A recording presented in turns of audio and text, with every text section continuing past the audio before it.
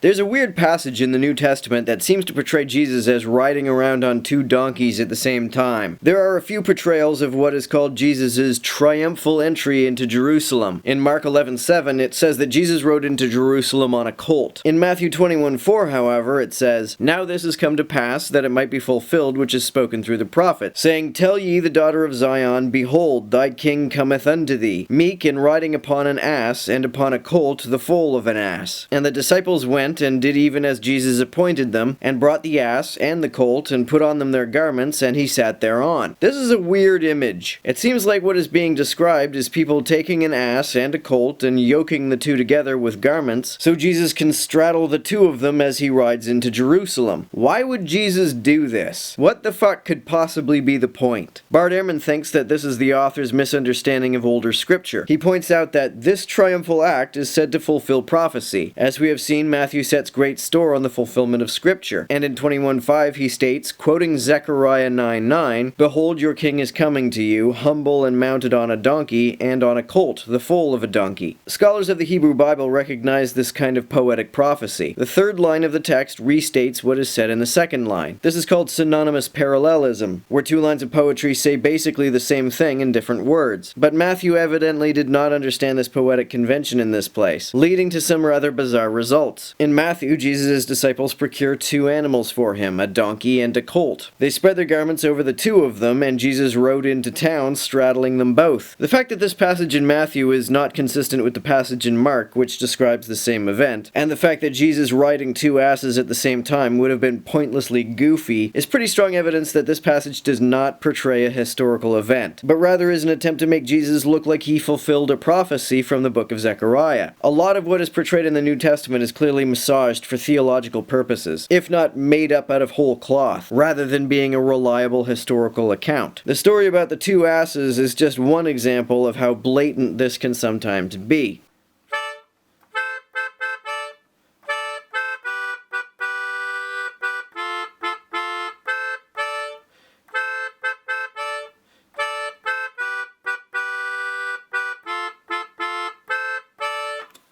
Thanks again for helping me out on Patreon.